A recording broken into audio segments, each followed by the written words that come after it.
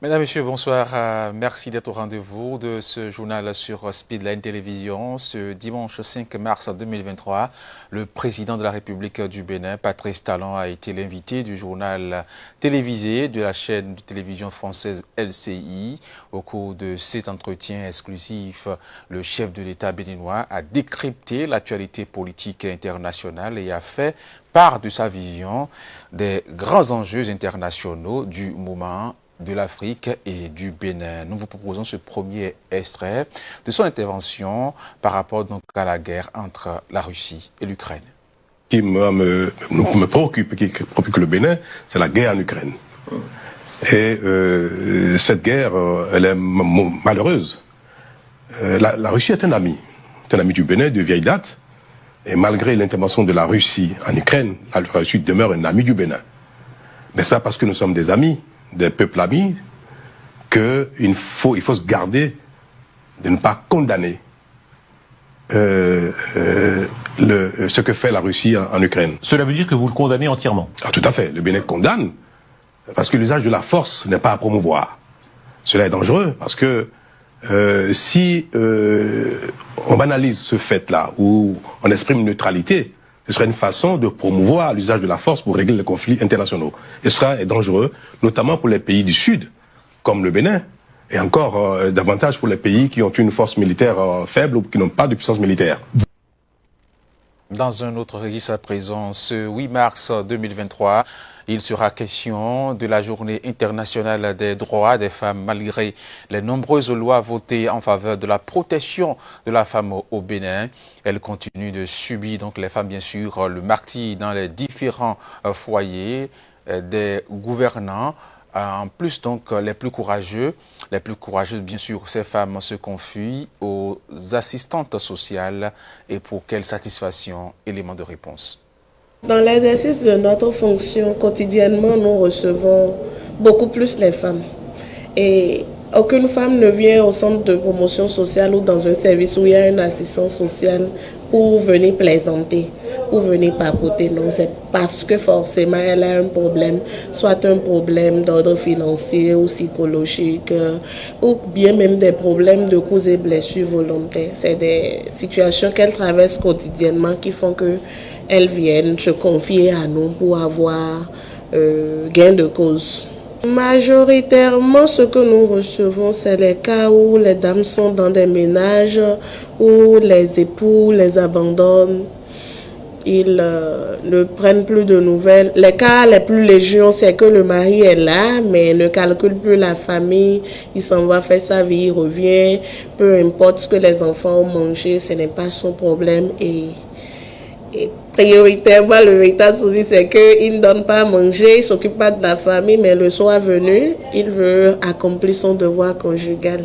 Et l'opposition des femmes fait que les conflits naissent. Face à ces genres de situations, la première option, le premier comportement, le premier acte que nous posons, c'est d'écouter. Parce que tout commence par là, la guérison. Le fait de surpasser la situation, ça commence par l'écoute. Il y a des femmes qui viennent nous voir en pleurs, en larmes, mais qui repartent toujours souriantes, quand bien même le problème n'a pas encore été résolu. Parce qu'elles ont eu la chance d'avoir quelqu'un qui les a écoutées, sans les juger, qui leur ont donné des conseils, qui leur ont fait toucher du doigt là où elles ont failli, sans pour autant les blesser. Et après écoute, nous essayons de fouiller un peu dans la situation, écouter les deux parties prenantes, c'est-à-dire si c'est son conjoint, ou si c'est un membre de sa famille, ou si c'est son petit copain. On essaye d'écouter les deux parties et après nous procédons à une confrontation.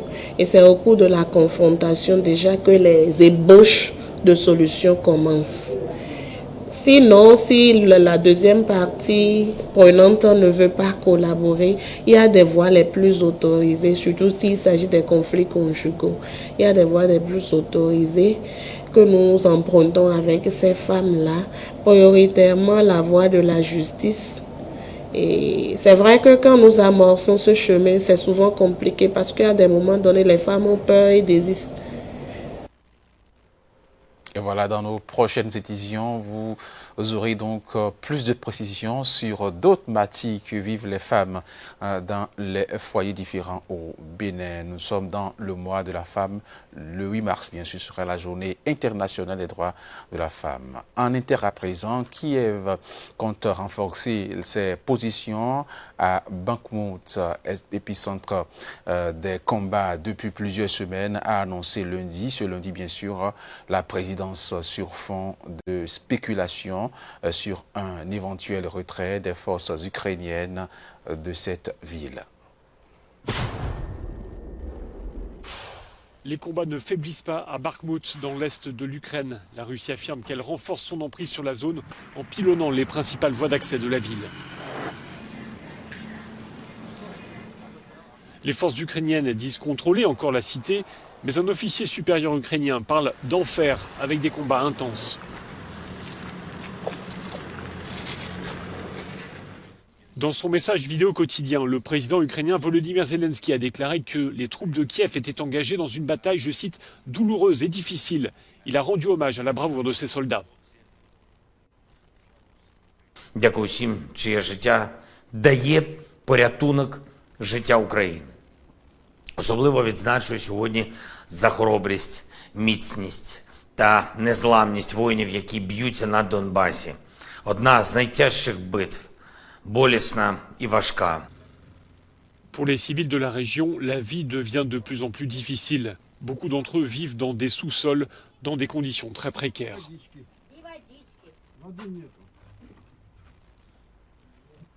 Нет, мы не бесстрашные. Это правда. Мы тоже боимся. Мы тоже боимся. Мы живые люди. Нам тоже хочется жить. Хочешь, покажу? Очень хочется жить. И так хочется, чтобы быстрее все это закончилось, как-то или договорились, или, я не знаю, надо как-то этот вопрос решать. Но это ж просто невыносимо. La Russie semble déterminée à s'emparer de Bakhmout dans le cadre de son objectif plus large de contrôler l'ensemble de la région du Donbass, mais les deux camps se plaignent d'un manque de munitions. C'est tout pour ce journal, mesdames, messieurs. Merci de l'avoir suivi. Portez-vous bien et à demain.